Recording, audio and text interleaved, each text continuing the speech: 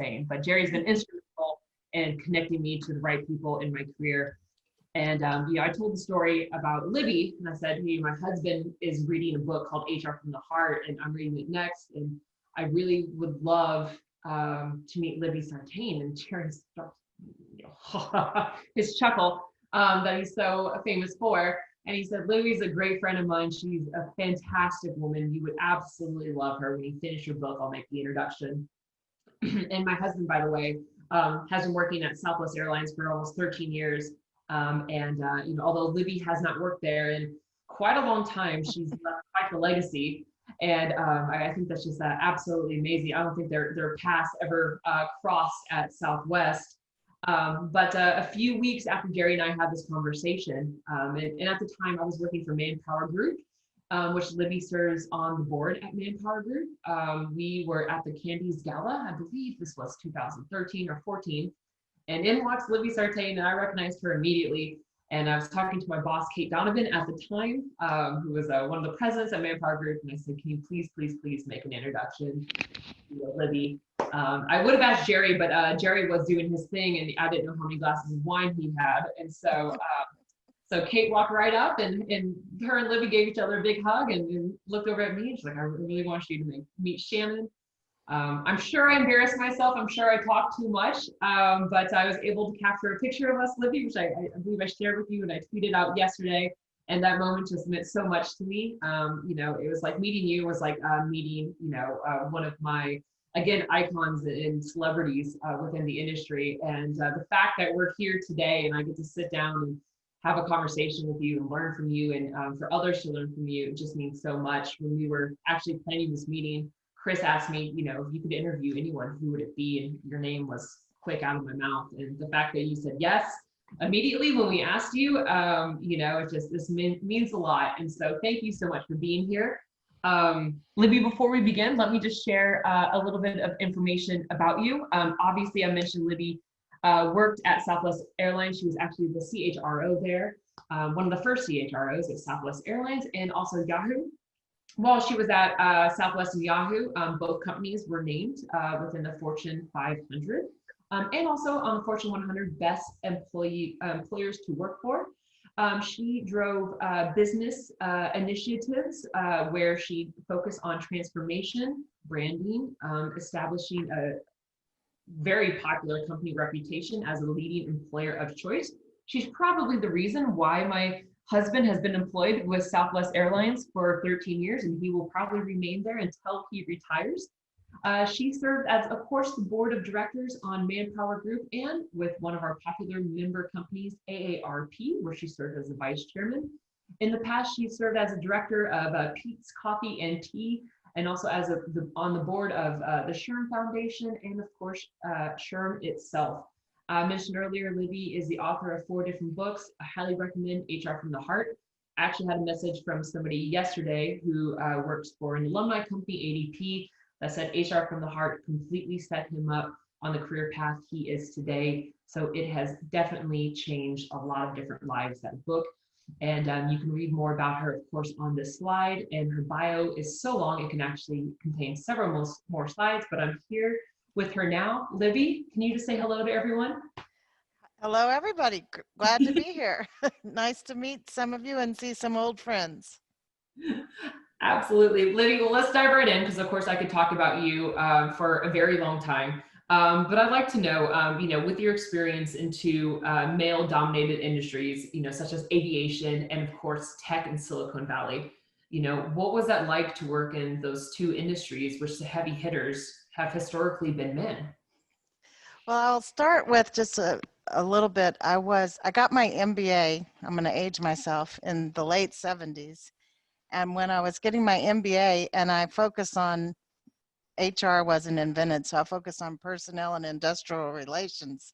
But I was one of only 4 women in many of my classes. And I think the HR program had maybe like 20 or 30% women, but I minored in finance.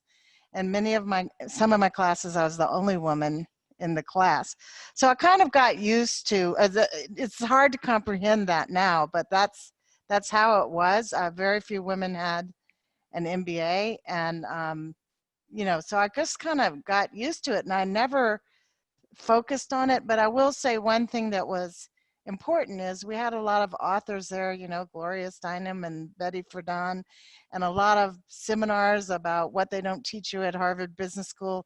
But there were a lot more people talking about what you're going to face. And sometimes I think when a woman who comes out of a 50% female class into the workplace of 50% females, they don't see it coming as much as maybe we did. But I didn't think about it that much. I do feel like I had moments where I was passed over for promotions or for advancement, but I kind of always found a way to learn and grow no matter where I was. I think one of my most powerful kind of examples of a setback, but that worked out okay for me was I, when I was about 3 months pregnant, I had a boss that was just holding me back, and I was always a go-getter, and he would say, I was a comp analyst at the time. One day he said, I just want you to write 2 job descriptions and do 2 job evaluations a day. That's all I want you to do. And I was furious because I could do that, get work at 8:30 and be finished that by 10:30. So I was like, what am I going to do the rest of the day? And because I was pregnant, a woman didn't look for a job when she was pregnant. So that's when I got very involved in SHRM, believe it or not. And it led to a whole wonderful life as a SHRM volunteer and a SHRM leader, and great networks of people I met. So, I guess I'm an optimist, but I always found ways to learn and grow. And I also got certified by what's now World at Work. I did everything I could to fill up that time to make myself better and to do the best job I could. And then after I gave birth and settled down a few months, I found another job where I was encouraged to be a go-getter. So that worked really well. It's funny you mentioned back then a lot of women didn't move jobs once they were pregnant. And I feel like the same thing is true now, just on how FMLA works and benefits and being established within a company for a year.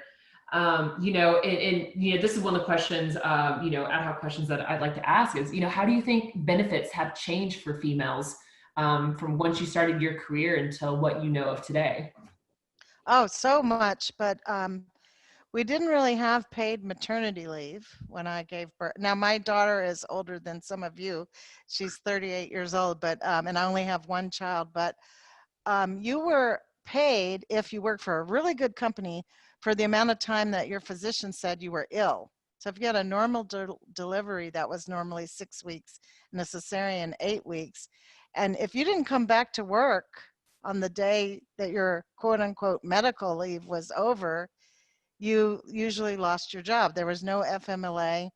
And that was good, public companies. There were lots of small companies that had no maternity leave policy and no maternity leave pay. And not all of the benefits carriers covered maternity. So it was a completely different world.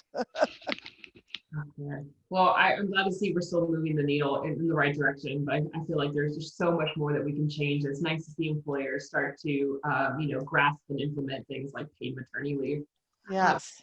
You shared a very interesting story about how you, the company you were working at prior to Southwest Airlines, as one of your moments that matter. And I'm sure you have several, but, would you be willing to share that story or perhaps a different moment that mattered in your career? No, I'll be glad to share it.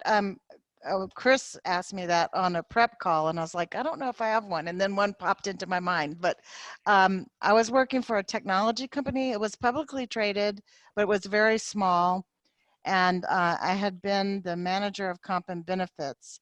And we had a new CHRO come in, and I worked with him and the team for a couple of years. But he brought in 2 guys about my age. They both came from the military because my boss was also from the military.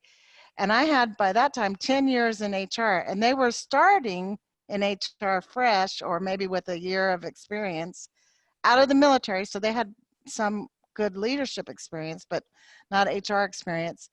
And they were brought in making, in one case, $10,000 more than I was making, or maybe both cases. And then when a succession plan was developed, one of them, who had very little experience in HR at all, was named as the successor. And so when that happened, I just decided, and I had a great relationship with the CEO, who had been a mentor, because in another question you're going to ask me about a mentor. He was a great mentor, but I just decided I'm leaving because this just isn't fair. And I talked to my boss about why they were paid more than I was, and he said, well, they have military experience. I'm like, they're the same age as I am. I've been in HR for 10 years. I have an MBA and a BBA. You know, that just wasn't, it just wasn't resonating. So that's when I decided to look for a job, and I landed the job at Southwest Airlines. So another, you know, sometimes those things work out. Ironically or interestingly, about 3 months after I was at Southwest, the CEO called me back and asked me if I would rejoin as the CHRO of that company. And he decided that neither one of those guys were ready to be the successor. And even though I wasn't only the head of comp and benefits at Southwest, I decided to stay at Southwest because I did not want to go back there where that had happened. But anyway, it was a good thing. It worked out well, but it was a moment that mattered. Well, yeah, and the rest is history. I think look how much you've transformed two very large companies. I think that's just absolutely, you know, an incredible story that many of us can resonate with. You brought up mentorship, and you know, I think that's such an important part in not only how females get into leadership position, but how they grow into senior leadership. And of course, mentorship is great for everyone, regardless of your gender. So, you know, who did open doors for you? And also, two-part question is, who do you look up to for mentorship and guidance? Well, I think the first situation where I really felt like I had a mentor is I joined Mary Kay Cosmetics, which is a cosmetic company and in Dallas, and it was publicly traded at the time before that other company. And I had a female boss. She was the head of HR, which was called personnel there. And so that was the first time that I had a woman who appreciated my pretty much entry level skills and really mentored and helped me learn and grow. But then when I joined the company after that, we had a CEO who really embraced um, creating a learning organization. But because we were small, we didn't have an L&D function. So he and I created it on our own using pretty much all internal resources. So we had different employees inside the company create courses. We did bring in some outside courses, but we created, and luckily I was one of the founding members of sort of a high potential young manager group, and we would have cohorts go through that program. But it was really great, and he made it part of his job to get to know all of the young managers and to think about their skills and recommend opportunities. And one day he called me into the office and he said, I think you need to be in charge of the United Way campaign for Dallas this year. And I was like, what? And I mean, he would get me volunteer roles. He said, this is going to stretch you, and I've picked you to do it. And so it was really great. They also got me involved in Leadership Dallas, which was a leadership program in Dallas you may know about. But they did a lot to help me develop leadership qualities. And then I went on from there to Southwest Airlines, where I worked for eventually for the legendary Colleen Barrett. And both Herb Kelleher, who was the CEO when I was there, and Colleen were champion for women leaders. And I could tell you a lot of funny stories about that, but I don't know how long we have. But anyway, it was a great experience. And I felt like they mentored everyone around them. It wasn't a male-female thing. You didn't really even feel the difference there, I didn't think. That's good. Yeah.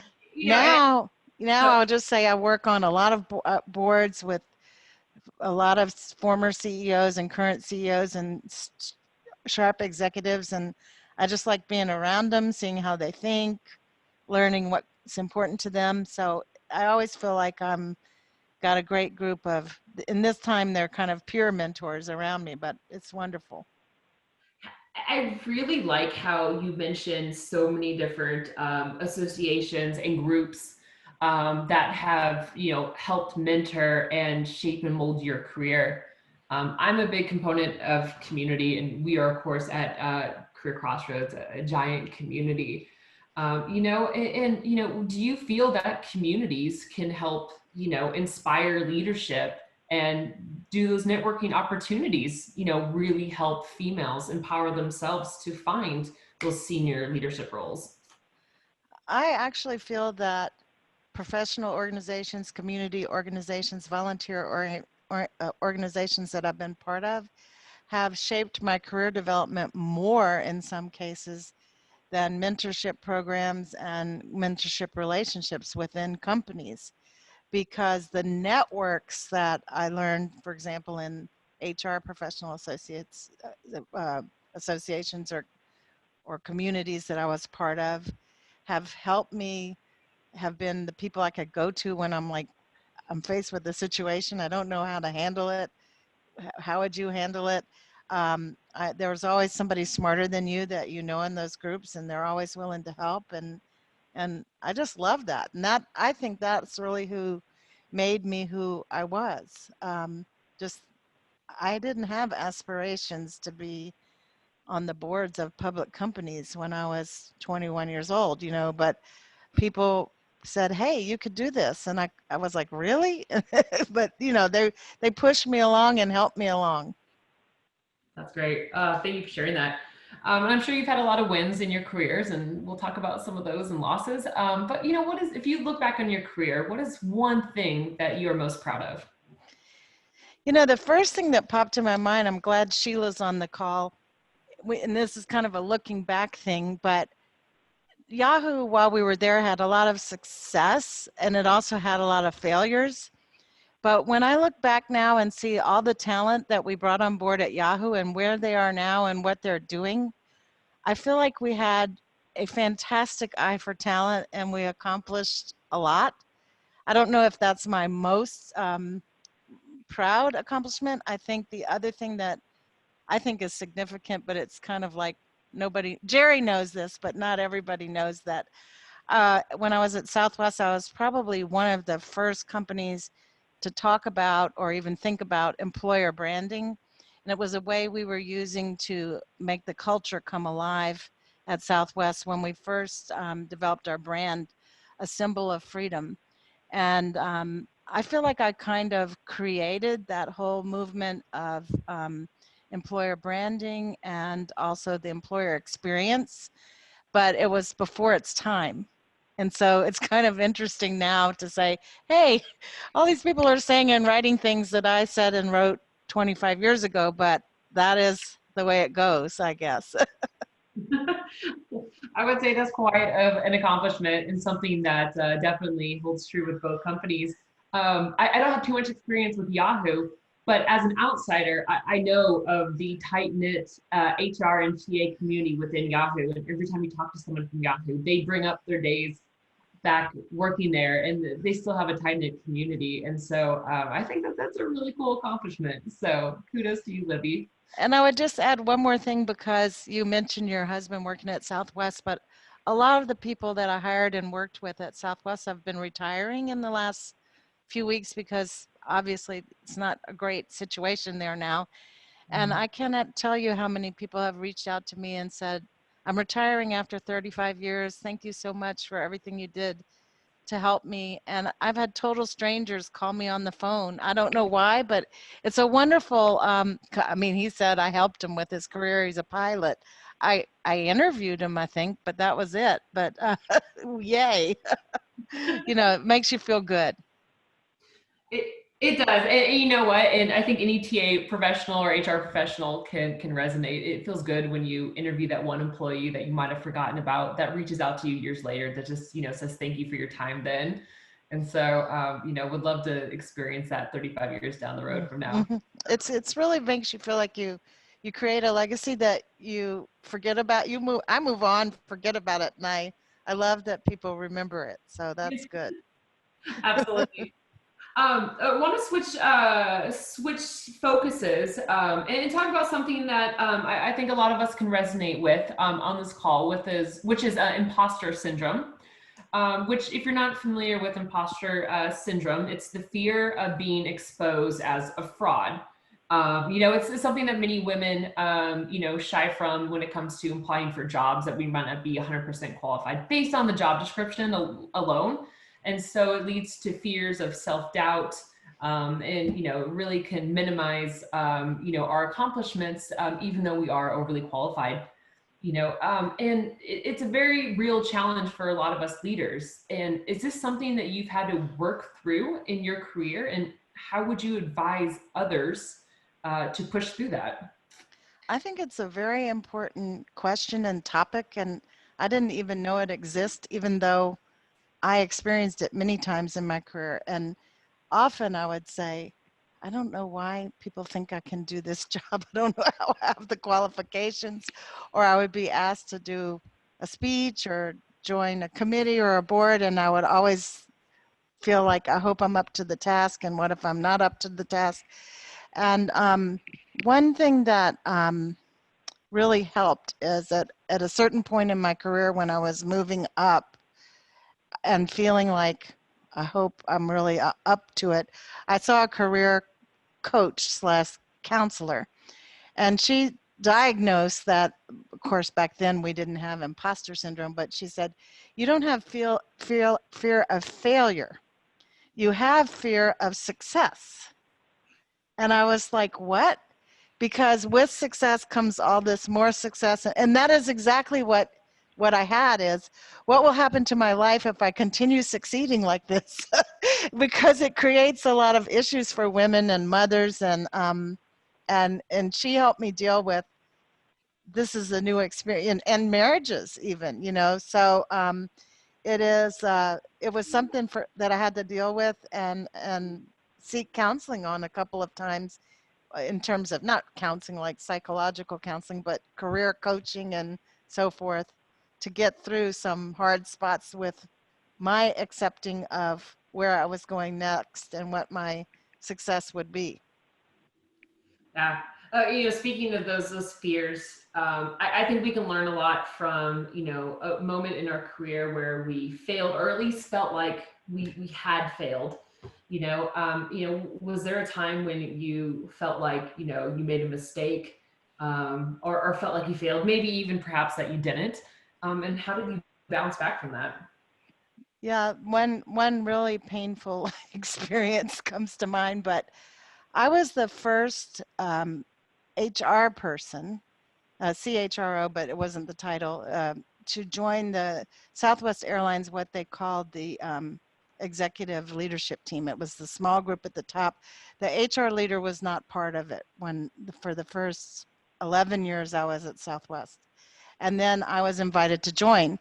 And so it just wasn't going right from the very first moment I walked in the door. And part of it was that I was not being accepted by everybody. I laughed because I sat in the CFO's chair. I didn't know that, so that was bad.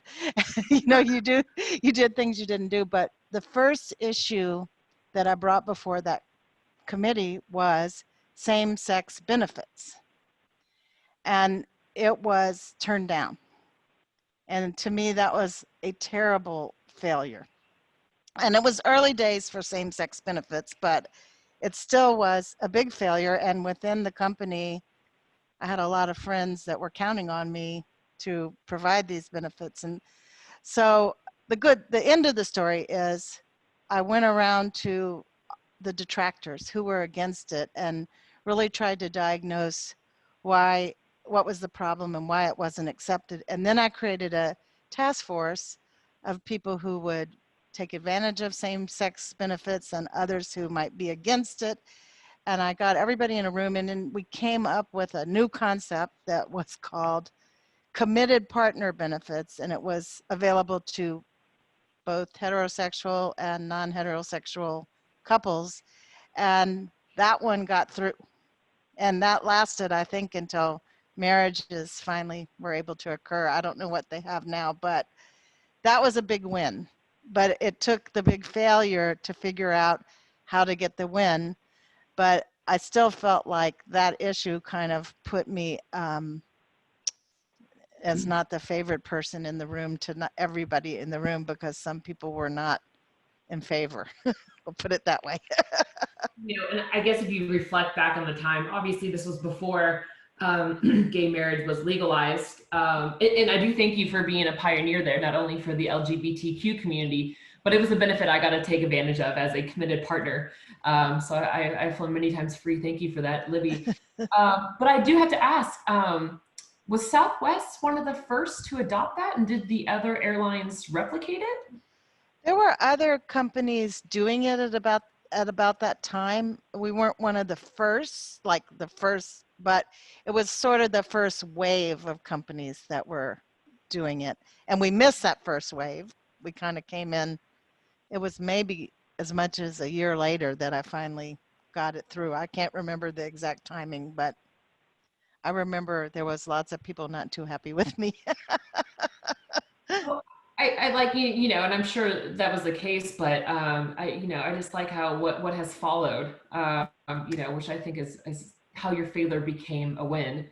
Yeah. Uh, Well, so sometimes you just have to do what's right. But what I learned from it too is when you're facing a lot of obstacles, how do you get something through? And it was involving more people who had opinions on both sides and seeing if there was any compromise that could make everybody happy. And actually, the committed partner benefits worked very well because there were other couples that were living together and committed but not married that could take advantage of it. And it worked. People liked it. So it worked out really well. so I may have to ask, are there any tactics or specialties that that work for you in your career of trying to not force your opinion or decision on others, but I guess how do you influence some of those who might be more hesitant to relax on their morals, beliefs, or ethics? The other thing I learned, and I learned it along the way, but I remember at Yahoo it was very effective. Sometimes when you're trying to be the champion of something in your HR, nobody's listening to you, and you're like, why aren't they listening to me? And so one of the things we were trying to do at Yahoo was turn Yahoo into a talent organization, which it hadn't been, and bring in great talent. And people were like, yeah, go do that because you're HR. And until I got another champion from outside the HR department to kind of carry the torch for me, or the flag, I was not meeting with much success. And I think this is fun because the person who was very passionate about talent and making Yahoo a talent organization that carried the flag for me was Jeff Weiner, who then became the CEO of LinkedIn later on and is very big in the talent community. So it's that partnership helped all of us succeed through the situation. So sometimes you need to get somebody else to sponsor you, even though it's your program, because they hear a voice outside of HR, they might listen. Because of course HR wants to do this, but do businesses think it's good for the business? Oh, this is interesting. That's solid advice. Hmm. Um, and that leads me to my next question is, and I love these type of questions. As an executive female leader, what are one or two rules that we should be breaking or seriously bending? Well, I think that what's important to me is I need to be myself wherever I am. I don't know if that's breaking the rules. Part of being myself is breaking rules. I don't really like a lot of rules, but I tried to find a place where I could be myself, because when you're the most uncomfortable is when you're trying to fit into a culture where you don't belong. And I mean, it's just a minor thing, but I one time got called in, or actually twice in my career, I got called into a boss's office and told that I laughed too loud. That was like, yeah, you laugh too loud. No one's going to take you seriously. That was the first mentor, the female boss. And one time I was at another company and my whole staff was meeting in a room and we were laughing, and someone opened the door and said, I guess the meeting is not happening because you're laughing. And it was, we were laughing about something business-wise. So, I mean, one day I was at Southwest, I was in the hall laughing really loud, and Herb came and said, with another woman, he said, my two favorite people in the company, because you're the only two people who laugh louder than I do. And so, you know, you find the place you belong, and that's what really makes the difference. So I think it's less about breaking the rules sometimes and more about finding the place that appreciates you for who you are and lets you take things as far as you can take them.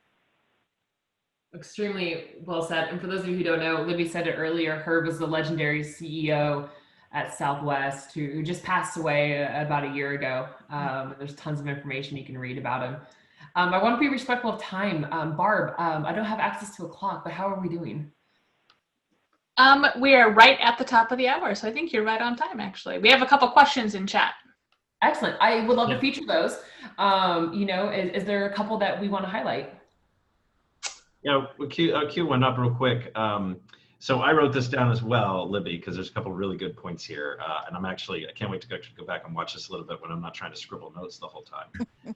But I want to call on, you mentioned a comment versus mentorships versus internal programs or professional organizations that you can be part of. And Marilyn at Lockheed, I'm going to ask you to unmute. I talk an awful lot on these meetings, so it's fun when our members get to chime in. But Marilyn, did you want to ask Libby a little bit more about that, probe on that a bit? Sure. Thanks, Chris. Appreciate it. Hi, Libby. Nice to meet you. Hi. I run and lead our internal talent pipelining, and we are in the process of actually putting together a sponsorship program now. And you said something about mentoring and external networking that you found that really benefited you throughout your career. I'm curious about sponsorship from an internal standpoint. What's your stance on sponsorship? Have you been part of that, or have you established those type of programs?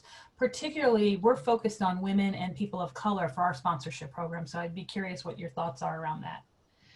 You know, most of the companies I was with, if we tried to do something formal, it never was as successful as informal, but it's still worth a try just to get it started. In my particular case, and I think your heads would nod a little bit, when you're in HR, it's really hard to have a mentor or a sponsor outside of HR because there's so many things that you can't share because they're confidential. And so having those outside networks where I had peers that were my friends outside of work but had a similar job that I had at another company, you wouldn't necessarily tell the names or whatever, but you could certainly tell a situation that was going on and get advice on that situation. And that was probably more helpful and and I learned as much as I would going to any conference or seminar or having somebody sponsor me as a leader. So I think, I'm not saying don't do it, because obviously sometimes the informal just doesn't happen on its own. So it needs to be started within the culture. Thanks. Appreciate that. Yeah, that's really good feedback. I think we had another question come in from Carrie Guthrie over at Polaris. Carrie, are you able to unmute? Do you want to ask that? Yeah, I sure can. Yeah, Libby, thank you. This is really insightful and really appreciate you speaking to us. I was interested when you talked about the boards of directors that you've been on, and just curious how you started into the world of serving on a board of directors and then the role that that's played in your personal development. Well, as I said, I never thought that would ever be something I would do.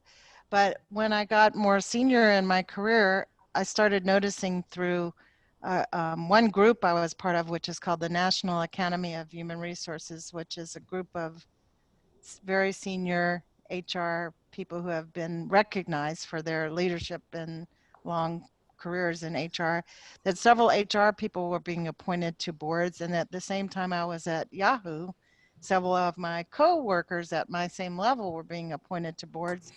So I thought this might be a possibility. So I reached out to, because luckily when you're in HR, you know some headhunters that also put people on boards. So I reached out to a couple of headhunters and asked them, what does it take? How do you get involved? And one of those search firms had just placed a CEO at a board who wanted an HR person on his board. It was Pete's Coffee and Tea. And that was my first board, which was a great place to start because it was a small company and I made mistakes there and I learned. But one of the things I did right away, because I've learned this in my career, is I joined the National Association of Corporate Directors and began to develop an expertise in corporate governance, just like I did when I joined SHRM and World at Work when I was in comp and when I was in HR, so I could learn and grow and even get certified in different areas where I need to be, knowledgeable. So it was great. Yeah, yeah. And yeah, for once you're on a board, then it's kind of easier to get on other boards. And I will say right now, today at this time, it is much easier to get on the board if you're a woman or a minority than if you're a white male. Sorry to our 2 white males on the call. It's really hard to get on the board if you're a white male right now. But anyway, especially in California. Would never have thought headhunters place people on boards. That is fascinating. We've got, I think we've got time for one more question. And then if you've ever seen Shannon do a panel or a roundtable type of interview style, she's got one question she's famous for wrapping up with. That's kind of a fun question. So we'll do that next. But I want to do one more. And I think Melissa Thompson over at Nielsen, you've got a quick question about the employer brand story that Libby shared. Yeah, it would be interesting to hear what was the catalyst for you developing the recruitment marketing experience at Southwest? Oh, it was such a great story. I'm glad you asked that. Southwest created, we had never had a big national brand, and even the concept of branding was not, it was about advertising, but people began to realize that branding was what you stood for versus what you're talking about and what the customer experience is you wanted to deliver versus the product you were selling. So we came up with our big brand, which was Southwest is a symbol of freedom. And it meant before Southwest flew, only 1 in every 4 Americans had been on an airplane. And after Southwest flew, 3 out of every 4. Now it's probably more now, but because flying was less expensive and more convenient, more people started flying. So we tried to have this brand resonate with our employees, and I'm trying to make this as quick as we could. When we tried marketing programs and HR programs, but our employees just weren't internalizing the brand. So we got together with our marketing people, our advertising people, our communications people, our consultants. All of us brought our consultants. And one of the consultants on the HR side, actually who was with Hewitt and Associates at the time, said, what if you thought about the experience of working at Southwest as if it was a product? How would you market it? And then that kind of developed into, now what would your brand be? And so we came up with symbols of freedom that were the branding of the employee experience at Southwest. And that I think is still there today. I don't know, Shannon, but it was very important and our employees got it and it really worked. And it became something that I felt like I had to do no matter where I was because it was such a successful way to run HR and speak the language of the business and connect to the customers that was missing for so many years. Yeah, that's cool. Thank you. You're welcome. It's not only cool, it's fascinating and it's evolutionary. It's so neat. And so as Chris mentioned, there's one question, Libby, that I love to wrap up, which is, it's a good way for us to get to know you, of course, in an interview, which is if you can invite 4 people to dinner, currently living, personal, celebrity, deceased, it could be anyone. Who are you inviting and what are you eating and drinking? Oh, what am I eating and drinking? Well, I used to always say I would want it to be really fun. So I would invite somebody like Abraham Lincoln, but then I'd need Oprah Winfrey, Lucille Ball and Ronald Reagan, just to make it a really fun dinner. And there'd be lots of alcohol and something fried. But because I'm a nice Southern girl. But now, to be really honest, I would love to have my dad, who died 20 years ago, and catch up with him. And I have some ancestors. I've done a lot of looking at my genealogy, and wonder questions. Why did you move from here to here, and what was going on in your life? I would love to be able to dial up to them and get their life story, and think, you fought in the Civil War, why did you do that? And ask questions that would be interesting. Yeah. Fabulous. Oh, thank you so much. Highly appreciate your time, Libby. And we'd like to do just a virtual CXR round of applause. So if we all could give a round of applause to Libby. We just absolutely thank you for your time. And, I just want to further not only thank Libby, but of course, thank my sponsors, Chris, Jerry, and Barb, just for allowing me this moment with Libby, and for me to this was a dream come true. And so I'll cry about it later. Shannon, whenever the pandemic's over, I'm coming to eat lunch with you in Dallas, okay? I have an air fryer. I got you. Okay, good. Well, Libby, thank you so much, and I hope you can join us for as long as you want. But before we break out and have a quick conversation about what we learned from Libby, we wanted to, of course, benchmark all of us on this call. And we want to learn, what do you feel was the biggest catalyst towards gender? Sorry, let me minimize my screen real fast. Let me go back to the poll. What was the biggest catalyst towards getting more women in senior leadership roles?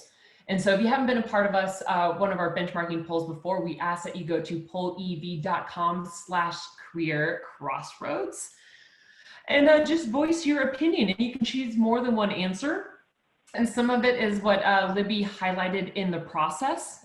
We have more transparency in the hiring process, focusing on mentoring groups, additional investment in junior female leaders, programs geared towards hiring more women in entry-level manager roles, targeting attraction and sourcing programs, mandatory equity in hiring training programs, or perhaps other. And so we'll give you a moment to select those answers. And Chris, as they do that, would you like to explain what will happen next within the breakout rooms? Yeah, thanks, Shannon. So the idea here is that we'll all move into breakout rooms very similar to what we did, sort of the intro, the coffee rooms, although I can't guarantee what theme Barb has assigned to the next round of rooms, but we'll drop into those. We can talk a little bit about what Libby has been able to share, and then maybe some ideas around some of the challenges here. I know that in the introduction rooms, the topic of how the pandemic has impacted our hiring practices and remote work, it started to come up in the room about what would the impact of that be towards, this equity gap, this pay equity gap that we've got, this challenge, and do we already see that coming to fruition? And I think we just started to get into the topic of diversity in college hiring slates, because organizations have been forced to no longer go to 12 quote unquote super schools that they historically were able to go to, and had to actually broaden that out and have been pretty happy with the results. So we're going to talk a little bit more about some of the things that Libby mentioned and that you guys chatted about, and then of course lean a little bit on some of the poll results. And we'll come back here for some more fun as a group. Okay, are you ready for me to break everybody up? Absolutely, Barb. Okay, invitations will be popping up on your screen now.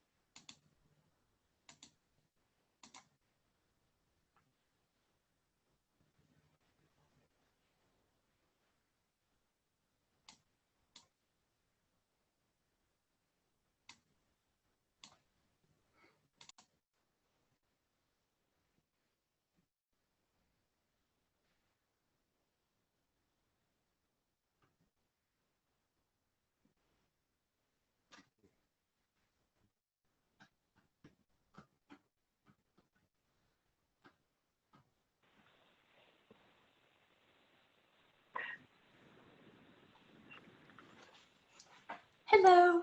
Hello. Hey. Hello. Hi, guys. This is where other people are still frantically trying to finish their conversation. Oh, The first group back. we're the rule followers. Yep. You guys are the ones I like best.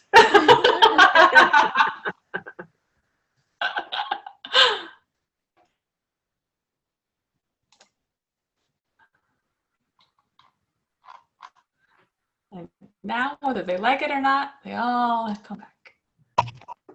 Barb, I feel like we're in Bewitched every time you do that. I need a magic wand.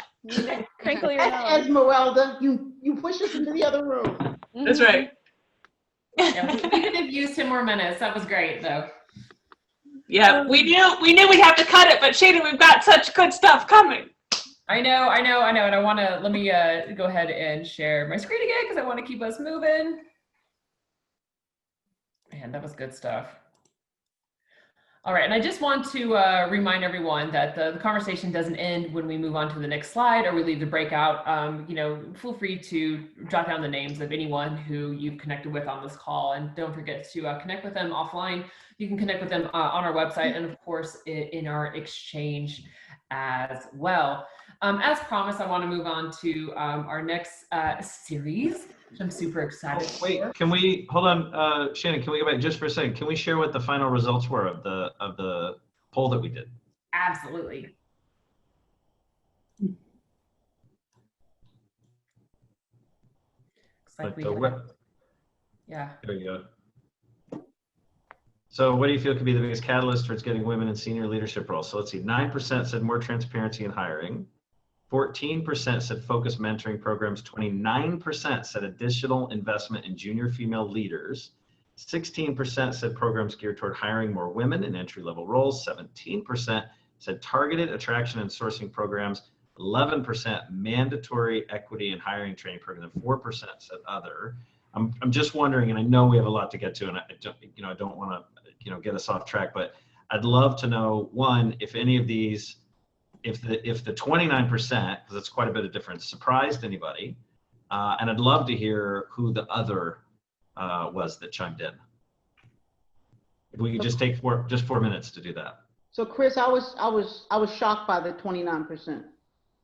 And I was shocked by the 29% because it just feels like the women must start lower and work longer to get to the top, as opposed to bringing, I don't necessarily feel like I do that with males, that they start at junior levels and work their way up. I feel like a lot of times I bring them in as mid-managers and senior levels. So that one didn't hit me, and I was one of the others. And I said, for me, the other piece is sponsorship and advocacy for other women within the women's ranks. And missing, but we talked about it in our group was and was brought up about the pandemic in terms of people returning to the workforce. If in fact they're taking leave for any number of different reasons, that wasn't one of the choices, if you will, but it also seemed to resonate, at least with the group that we were talking. Nice. Yeah, that big jump for the investment in junior female leaders was a little bit of a surprise to me too, Shalia. It wasn't a surprise to me. I did a little research before this call, and I read the latest Lean In benchmark poll results on women in the workforce. And they said the biggest barrier was actually at the junior level. And their data had showed that for every 100 or every 72 women that get promoted into manager positions, 100 men get promoted. And so they were talking about the lack of investment and just getting women into those entry level type junior positions to then move up, of course, to the senior ranks. Interesting. All right. Good stuff. All right. Any last minute comments before we go ahead and move on? Okay. Thanks, Shannon. I appreciate the pause. I just wanted to focus and have a quick chat on that. I think that's really interesting. Absolutely. Well, Chris, I actually think you would be the appropriate person to kick off Moments That Matter. I know this is a series that you've been working on, and so I don't want to steal your thunder. And so feel free to set it up for us. Yeah, I am thunderless, but thank you. So we've got a new segment that we've kicked off that's a lot of fun. And the idea here is that we've had, I guess, 3 conversations so far take place.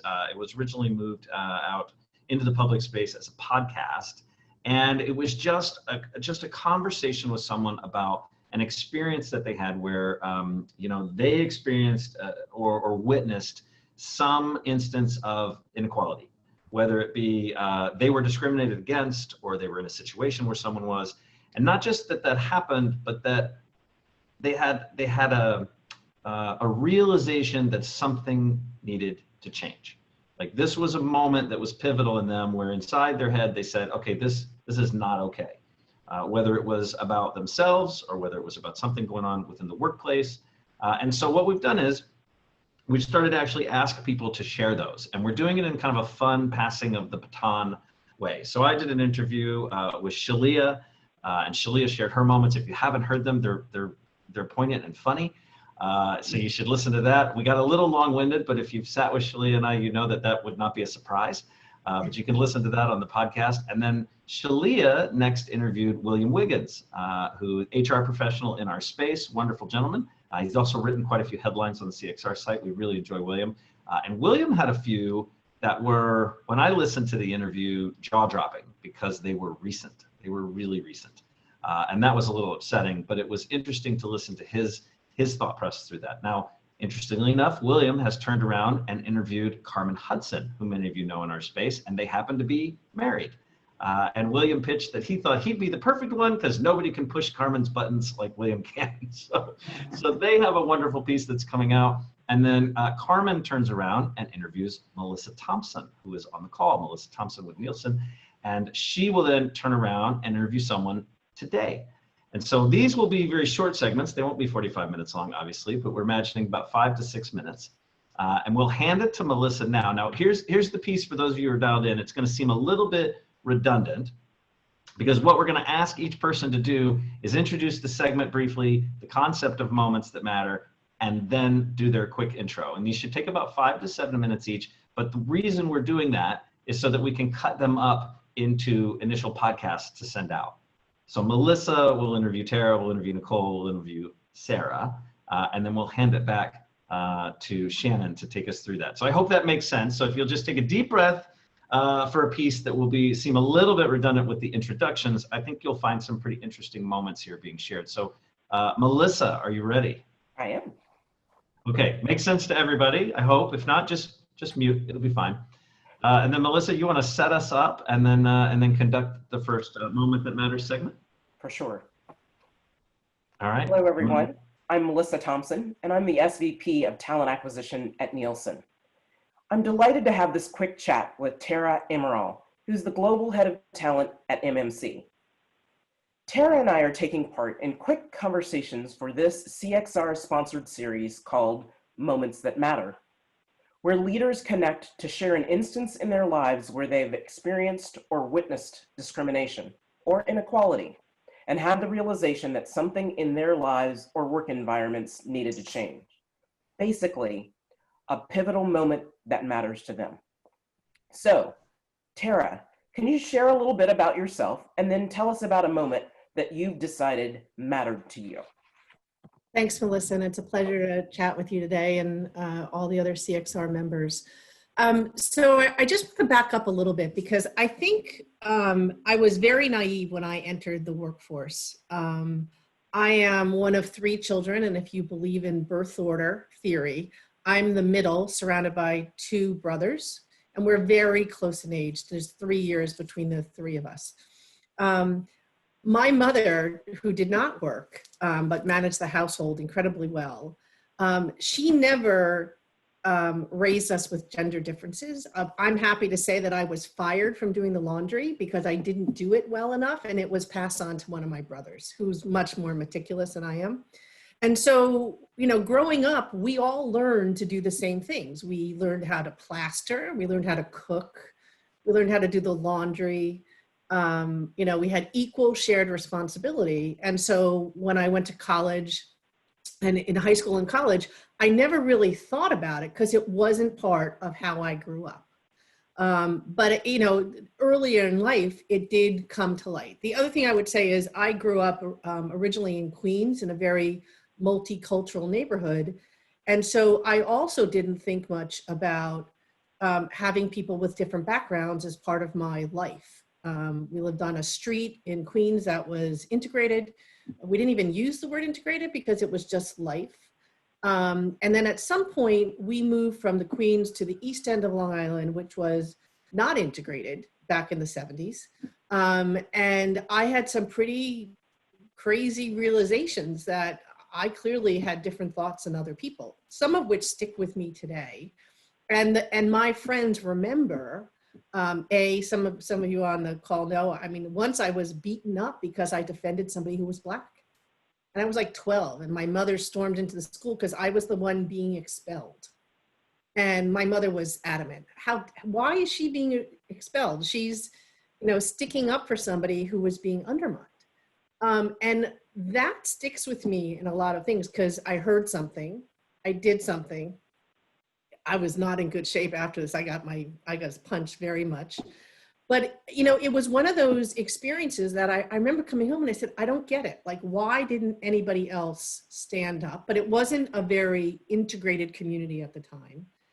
And when I talked about it with my parents, it was one of those things where like, I don't get it. And I think that and some other things that my parents did when we were much younger that were just part of our life, it is really how I approached living and life. And, you know, I think it's knowingly impacted why when somebody says you can't do something, I'm like, I need a good reason why I can't do something. And so when I entered the workforce, I didn't think twice about, well, why can't I do the same thing that a man is doing? Or why can't I do something? Or why can't I give an opportunity to somebody else? But it started really young. And I've tried to do that with my children.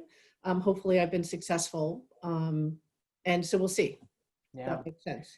So Tara, when you think about the various companies that you've worked in, do you see a place where that early experience of being in an integrated neighborhood and feeling like you really kind of were engaged, did you see an opportunity as you went into the workplace to use those skills?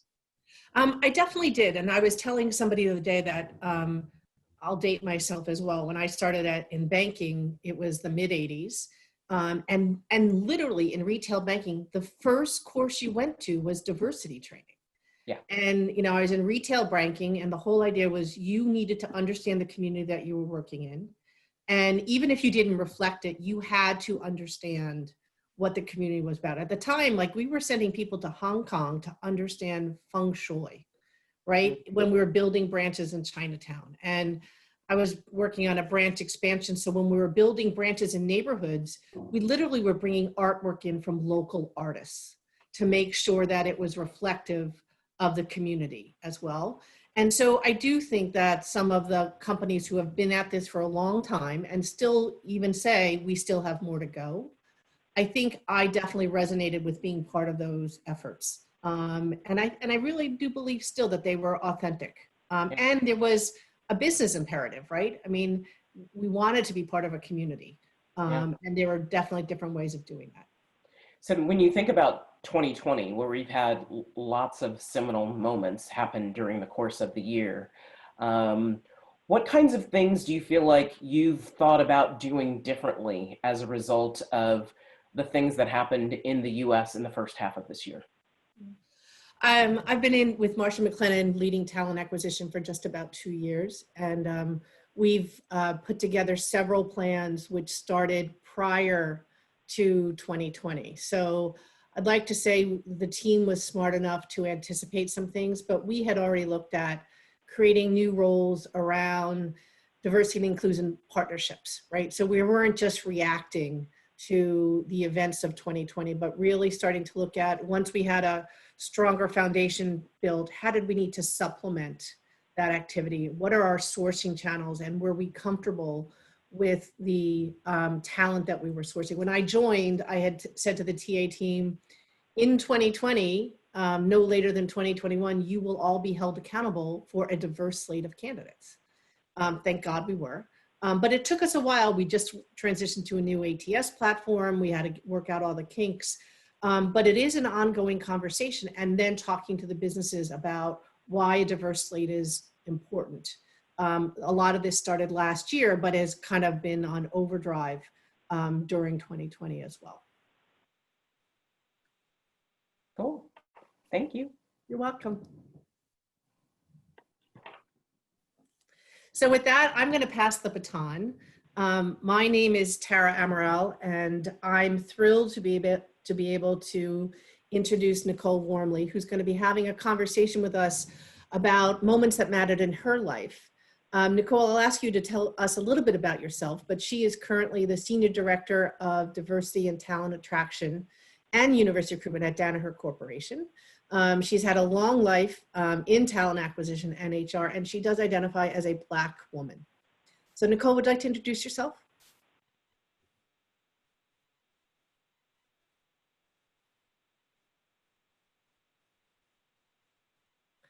Nicole, you may be on mute. Thank you, Tara, for the introduction and for the unmute note. And I'm delighted to be a part of this Moments That Matter experience. I too would like to take a bit of a step back when I reflected on the moment and my unapologetic way of being, to your point, Tara, a Black woman. I thought about my upbringing. And what I thought was, okay, so I was always taught respect. I was always taught treat people the way you want to be treated. And I was empowered by a really, really strong set of parents that told me how wonderful and how awesome and how amazing I could be as a child, which was great. And I took all of that with my spunky self as a young adult. And then I graduate from college and I go into my first recruiting organization. And while I'm not the only woman, I'm the only Black woman. And I had the privilege of working at an office with a strong female who was the manager at the time. But I got to experience many big brand name companies at that time in 1994 requesting males for their assignments or for their roles, or requesting that people not come from, or candidates not be presented to them if they came from certain HBCUs, because many of those schools were not accredited at the time. And I didn't say anything. Because while I was empowered and had all this energy from mom and dad, I'm the youngest woman in the organization, and that voice just wasn't as powerful as you start off early in your career. So I vowed that if I ever had space, if I ever had decision-making power, I would make sure that that was not the case. I would make sure that women had space and opportunity and access to organizations. I would make sure that HBCUs were debunked, because the managers at the time at the organization did not challenge these clients, because these were paying clients. They just let it happen. So I said on my watch, that won't happen. So you fast forward to where I am today, and I am delighted to be able to be in a position where I get paid and I have passion around the work that I'm doing. And whether I led diversity attraction or not, I would be supporting diversity attraction because it's the right thing to do. And I remember little young Nicole that hadn't established her voice early on in her career, that now she has a voice and she has a seat, and she's going to fight for women, and she's going to fight for Black and brown kids. So let me ask you, if you reflect on what happened when you first entered the workforce versus what's happening now, have your tactics changed about when you see or feel something that's uncomfortable? Yes, the tactics, and I would say the stakeholders change as well. I would say early on, it might have been clients and or customers that were paying. I'm now at a place where I'm working with leaders across the organization, and there has been recent conversations where, in some cases, members of my team or earlier career professionals that in their organization might not feel as psychologically safe. And we know this from having lived and learned over the course of our times, that you can see the signs, you watch for body language, and oftentimes folks that aren't as comfortable having a voice, we have to have a responsibility to help them discover that voice, or in some cases be a voice on their behalf. So I would say what is different now is I know how to navigate the voice. I know how to shift the voice volume up and or down based upon who I am talking to make an impact, not only for the body of work, but also for the women coming behind me. One last question. I was a CDO at another firm, and I remember seeing the CHRO one day, and I said to him, look, you're going to get a call. I know I was poking the fire on some tough topics. He said, don't worry, I'd be disappointed if you weren't poking the fire on some of the harder conversations. How do you let senior leaders know that these are not easy conversations? Well, first of all, that in itself isn't easy at all. And based upon the leader's willingness to receive that feedback, based upon the leader's level of agreement and or comfort with the conversation, all of that changes all of us. Even when it's our job, it doesn't make it easy. So we have to take a step back and assess, who are we speaking with? If we know, where are they on their journey of adoption and or allyship and or action, and you make it facts. You make it fact-based. Here is the situation. Here is how it is making a positive and or not so positive impact. Here is how it was received by me. And then you give them the opportunity to confirm and or conversate about what you heard and how it made you feel. And then we go into solutioning. So rather than show up to say, here is what I thought and you should know, here is what I heard, here is how it made me feel, here is what I think the business impact is, and here's what I think we should do to solution against this. That's fantastic. Thanks so much, Nicole. Thank you, Tara. And now I'm going to shift gears. Hello, everyone. My name is Nicole Wormley, and I have the privilege of leading diversity attraction and university recruitment for Danaher Corporation. I am pleased to have a quick chat with Sarah Smart, the Vice President of Global Recruiting with Hilton. We're taking part in a quick conversation on the CXR-sponsored series called Moments That Matter, where leaders connect to share an instance or two within their lives where they experience or witness a form of discrimination or inequality and had the realization that something in their lives or their work environments needed to change. A pivotal moment that matters for them. So Sarah, can you share a little bit about yourself and tell us about the moment that you decided to share with us today? Thanks, Nicole. Hello, everyone. I am delighted to be able to be here today and to share in these conversations with the CXR community. Special shout out to Jerry and Chris and the entire team for creating this platform. It means a lot, so thank you. Nicole, it's a great question. I actually had to think through sort of all of the many moments that I have experienced in my life, and I'm sure that everyone here has as well. But I kept on going back to one thing, and I think it's you know, I'm going to share a little bit of personal history here as well. So I was raised by two activists.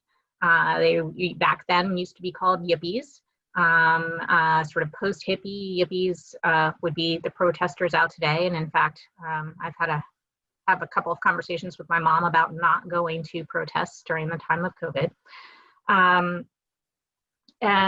They were very early in my life. My family made the decision to move to inner city Wilmington, Delaware, which is Delaware is the state that Joe Biden was the senator for. In fact, he was the senator during that time. And they made the decision to move to Wilmington, Delaware, in downtown Wilmington, because there was busing that was made available to children in downtown Wilmington to be bused to the suburbs to have access to better schools. This has been an issue that's actually come up in the election. It has come up for Vice President Biden several times. My parents were not wealthy. My family was not wealthy. They spent the majority of their time and their money trying to make social change. On the side jobs, they were teachers. So just to emphasize how little wealth there was at the time, being someplace where you could be bused to take advantage of great school systems was a huge thing for my family. So first through third grade, went to a local school, and then the busing started. And I remember going to the bus stop, and there was a sort of a period in our lives where we were the only white people within maybe a, white family within maybe a 10 to 15 block radius. And I remember getting on the bus for my fourth grade, my first trip out to HB DuPont, which was in the suburbs of Delaware. And it was me and my brother. And we were the only two white people on the bus. And I remember getting off the bus and we were greeted by protesters. And I didn't understand it. It didn't, I was on a bus with my friends. I was with people that I had grown up with that had gone to all of the classes that I'd gone to at Lewis Elementary School when I got off the bus, and there were protesters and they were telling us to go home. And I remember just being in tears, and in tears for most of fourth grade. That happened for really the first 6 months, and then it sort of dissipated. But it was quite a thing to experience as a young kid. And I remember going home and talking to my mom about it and saying I didn't understand why. It made no sense to me. And she said, you know, sometimes people just want to put up barriers because they're afraid. And I feel like that moment, you know, it's not necessarily something that's been incredibly pivotal. It's just sort of formed, for me, my philosophy around talent acquisition, which is as much as I can do to take away the barriers for anyone as they're considering an opportunity in any company that I've worked for, I'm going to do it, because I don't want to accidentally be that group that's protesting. I don't want to accidentally make anyone feel like they're not welcome when those people actually deliberately wanted to make sure that we didn't feel welcome. So that was, yeah, that's been probably one of the biggest moments for me in my life and thinking about my career. You know, I'm delighted to say that I have not actually seen that recently, but you know, happy to answer any questions you might have, Nicole. Great. I was actually going to ask a question similar to what you just said, Sarah. First of all, thank you for sharing.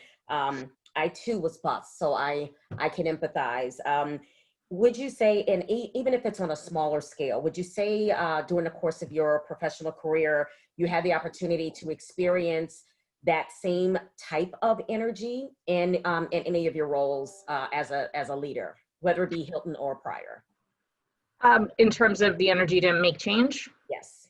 Yes. Well, I think that absolutely at Hilton, you know, I think it has been, we have done a tremendous amount, not just under my leadership, but across the entire organization in terms of actively looking for ways where we may not even know that we're doing it as a company, where we're creating a barrier for either progress, whether it's community progress or applicant progress or career progress.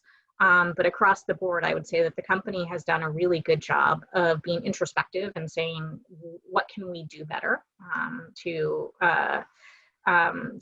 I think Tara had mentioned that as well. But I also think that in TA in particular, there's an opportunity and indeed a responsibility for us to say, okay, great, we need to look at what's the applicant process. Where are we accidentally having a fallout in the funnel that could be something that we don't see, and how do we analyze that? And maybe we need a third-party consultant to come in and help us analyze that because we have a blind spot. And that's been something that I've been lucky to have the freedom to address at Hilton. And it's been very important, I think, in terms of our success as a company that is able to grow a diverse population of leaders. Okay, great. Last question. What advice, considering that success that you just mentioned, what advice would you give leaders in talent acquisition as they might be earlier in their journey to helping to support some of those recruiting process advancements that it sounds like you've made at Hilton? Sure. You know, this is a hard one. And I say this as sort of, you know, when I think about recruiters and they have to be leaders, but they also happen to have to typically run a desk and have open requisitions and all of those other fun things. Everyone has a metric that's flying at them at any given time. Put the diversity metric at the top. It's the right thing to do. It will help you find amazing talent. Push on that. Help your clients understand why it's important. And don't be afraid, because I think more and more you are going to find that not only will your leaders have your back, but the rest of the company will have your back as well. And you should be able to take advantage of that momentum at this point. Great. Thank you, Sarah. Thank you, Nicole. Shannon, I think I'm handing this back over to you. Yeah, huge round of applause and thank you to you, Sarah, Nicole, Tara, and Melissa for sharing your moments. Those some I relate to, some are jaw-dropping, but they're all very thought-provoking, which was the point of this exercise. So thank you for being vulnerable and transparent with all of us. And we want to take a moment and allow each of us to reflect on our own moment that matters. In just a short while, we're actually going to split into 4 different breakout rooms. And we are going to have each of the 4 panelists that share their moment kind of lead. But we thought it'd be appropriate for others to speak up and share or ask questions about the moments that matter. And share some of theirs, because if one person shares, I guarantee you someone else in that room can relate to what was said, and we can all learn from each other's experiences. So I want to put up the poll again, and I see some of us have already responded. This is a question that I left open as well, because I think some of us have more than one moment. And feel free to share that moment by going to pollev.com/careercrossroads. And reflect on your own moment. What area of inequality do you witness or experience?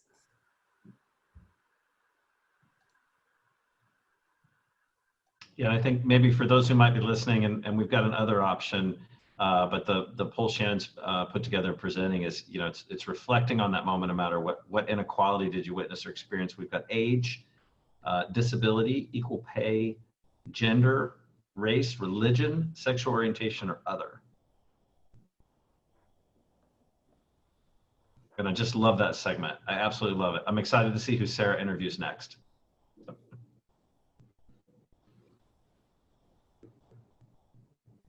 Absolutely. And Barb, I think as everyone completes this, and we'll take a look at the final results after we break, but I want to be respectful of the time, of course. And Barb, are we ready for the breakouts? We are ready for the breakouts. I actually have more than 4 because I was afraid if the group got bigger than 12, it would be really hard for everybody to share. But we do have a panelist in each one and then a CXR person in each one or the other. So here's your invitation. Have fun talking.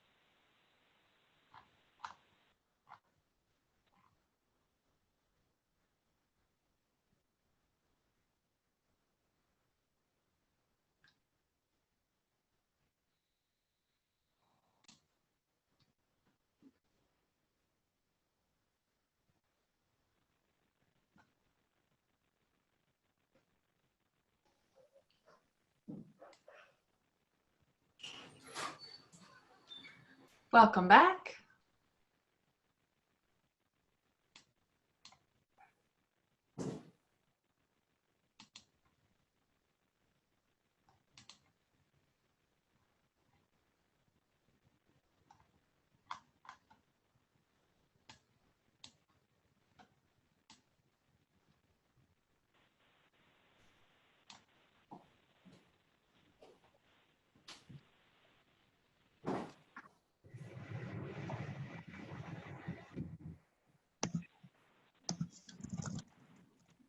Are very strong, powerful females. So bye, everyone. Wait, you were talking about wine? Were you in Gary's room? Did I hear wine? I heard somebody talking about wine when they got yanked out. Wine? There's wine? I didn't know wine was part of the meeting. Yeah, for those of you who were on last week's 7-hour leadership call, where we appreciate you recovering and making it to this call. Yes, there was some drinking. A little bit. Fantastic. All right. Well, I enjoy those little breakouts. I think those are fun. and then they go a little shorter than I'd like them to, because usually there's somebody in the middle of a really good story right when they get cut off. So I think, Always. I don't know, always leave them wanting more, right? P.T. Barnum. So Shannon, how did our poll wrap up? Oh, here we go.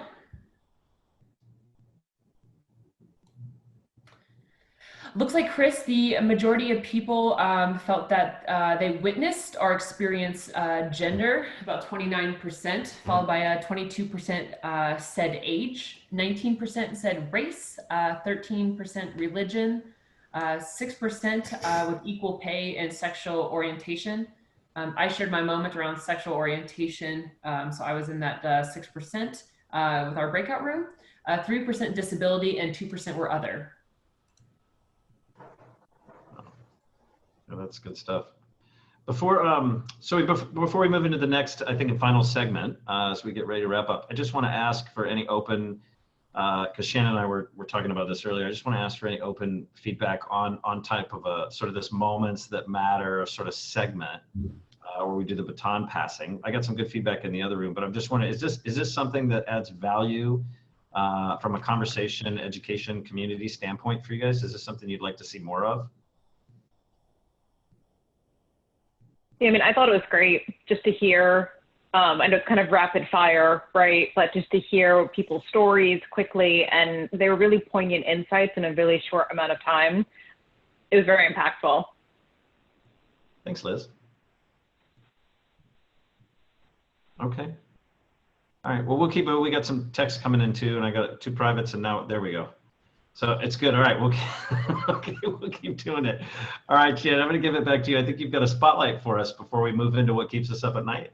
I do, and as I move in, Chris, just the feedback from our room was that we don't have a chance to talk about this with our organizations, and so it was nice to be able to talk about it here.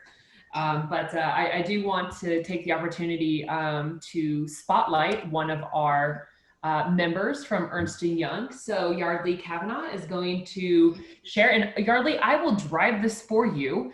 So you just tell me when you want me to switch sides. But you know, we asked everyone who was willing to share and what attracted us about what Ernst & Young is doing with women in cyber and women who code. And so Yardley, I'll just let you take it from here. Awesome, thank you so much. Yeah, so we have a robust cybersecurity offering and consulting practice at EY. It's a global practice. From a national level perspective, about 5 years ago, 2 of our female cyber leaders organically started and founded this internal group of EY Women in Cyber at the firm. So the purpose of the group is to really connect and to build and support other women and females in cybersecurity. And to note, the national average historically has been 11% of women in cybersecurity. So this was a group that was really intentional and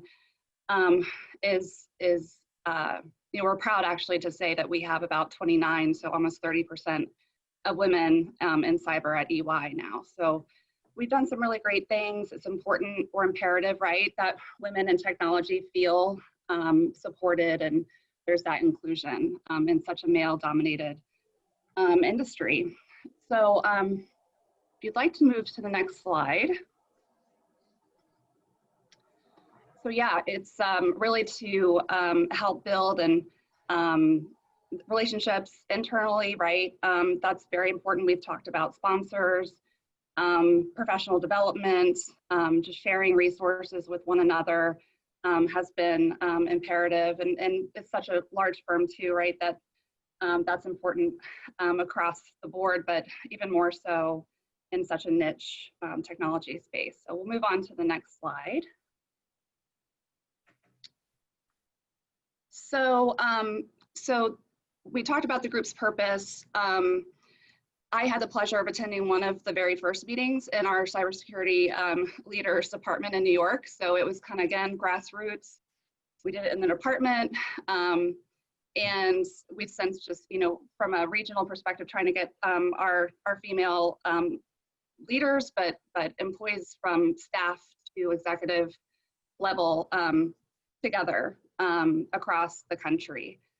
We even had initially a executive come in to talk about professional development, and it was a professional coach as well. And the females just really, the group got a lot out of that. And we even had a few like data and analytics folks in there. So just being very inclusive from that perspective, not just cybersecurity.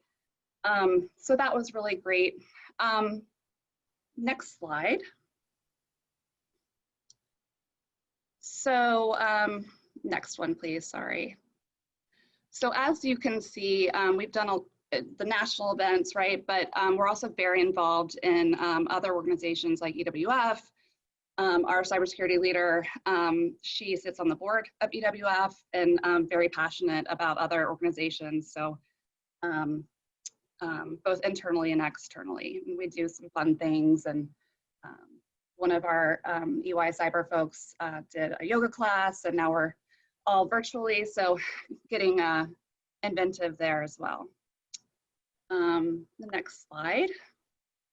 So this year they got together and did some coffee chat challenges and some other fun things. So it's really great.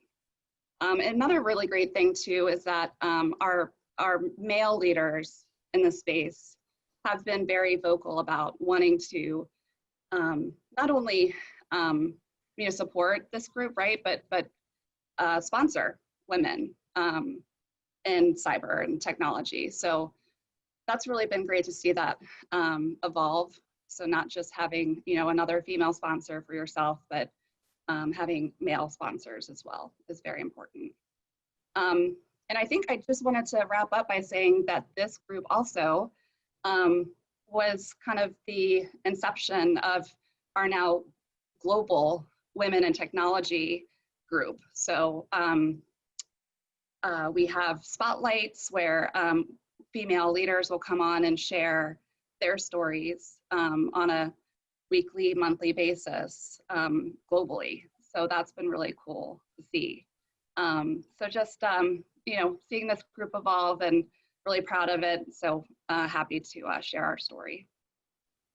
Excellent. And do you want to explain your partnership as well with Girls Who Code? Yeah, absolutely. So, we did a lot of stuff with Girls Who Code. Again, we have involvement with lots of other organizations, but they're very proud to say that we've done multiple events and sponsorships, panels, and participating, as we know, from a STEM perspective, getting girls involved from a very young age, right, from elementary school and beyond. So EY is very, very passionate about that and at all levels of the firm. So really, really great stuff that we're doing here at EY, and proud to be a part of all the initiatives as well. I think it's great. And I think I've been involved with Girls Who Code before, and I think it's just a fantastic organization. And, I think what really impresses me is what you're doing at EY around the women in cybersecurity is that you're not just touching on, work necessarily. You're diving into like the personal aspects, making it fun from the coffee chats into, some of the yoga sessions. And I think that develops relationships.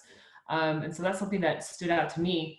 Want to turn it over to the community to see if there was any questions for Yardley on the programs that Ernst & Young does for women. Yeah, absolutely. I just want to add real quick, I think we heard earlier that, right, you want to have a place where you can be yourself, right? And again, feel that inclusion. And I think we're doing some really great things here. Would agree. So yeah, any questions would be welcome for sure. I actually have a few colleagues on with us today too, so we could always turn things over if I can't answer anything.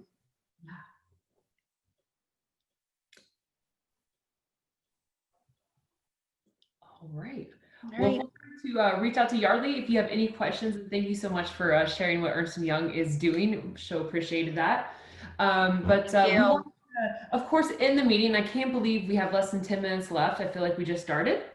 And that's not just because I want more time with Libby, but you know, of course, we like to end our meetings with what about women and talent is keeping you up at night. So let's turn it over to the community.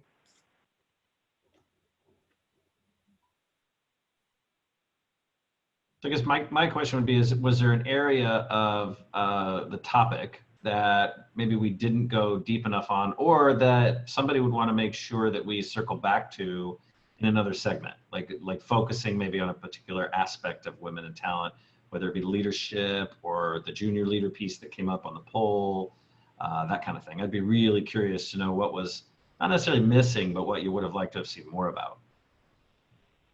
One thing that we talked in our first breakout session that wasn't necessarily in the poll, I think we talked about a little of it, but it's about the future of women in the workforce and the future of what recruiting women looks like in talent in this environment of this she session. And as they're making all these hard choices around where they need to be, what kind of resources are they going to need? How are we going to be able to attract female talent and support them in a way that makes them viable to our workforce?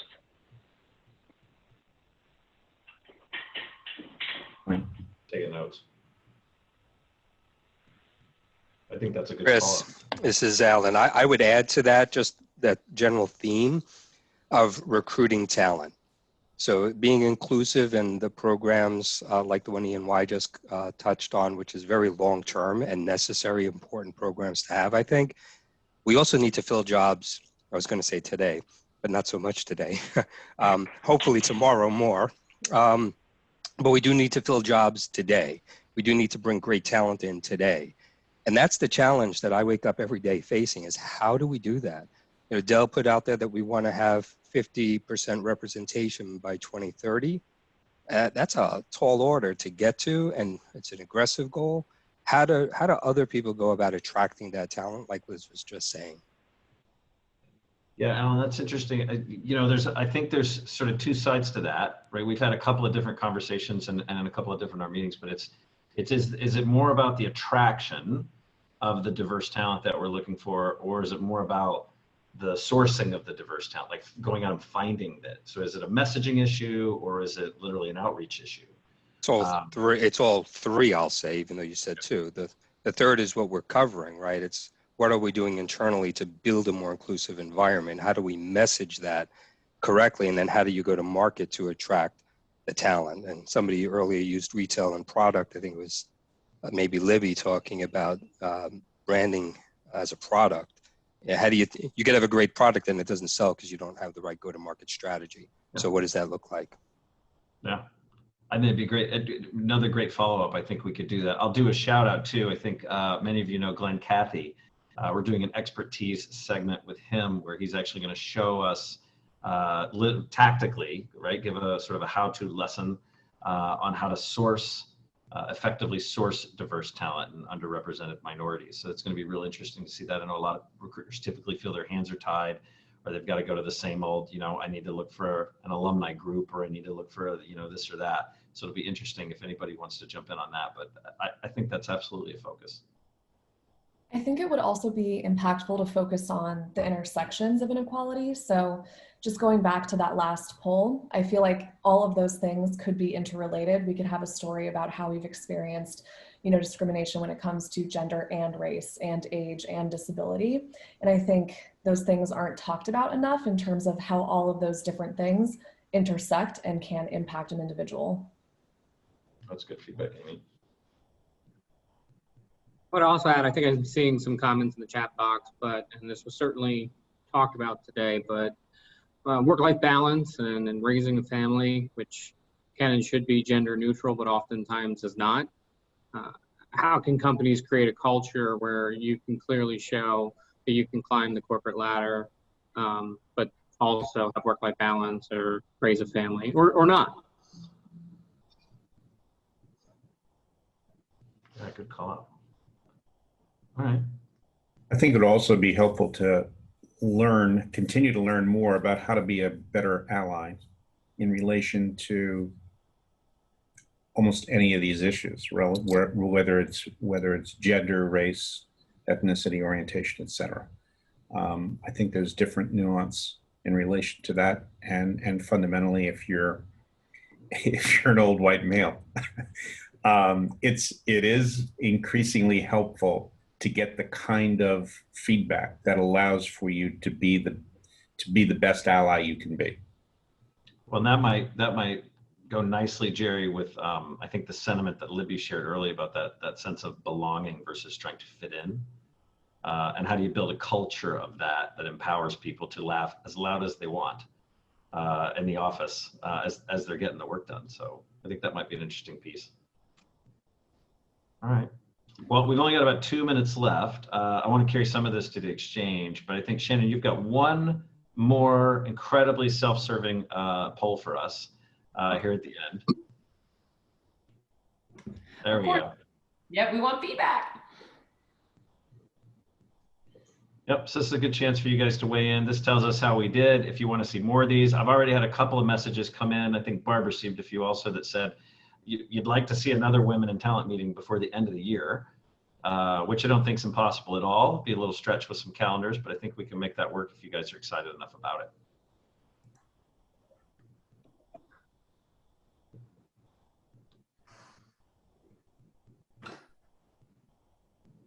All right, Shannon, you want to take us out? Yes. Oh, excellent. Well, thank you everyone for your time today. As a reminder, we like to carry these conversations over to the exchange, so please join us and visit us on the web at cxr.works. It's been a privilege leading this meeting, and thank you everyone who, of course, shared your story and your opinions and just made this so much more fascinating. I learned so much on this call. So thank you, and I'll see everyone in our exchange. Thanks, everybody. Thank you. Thank you. Thank Thank you. you. Bye, everyone. Bye.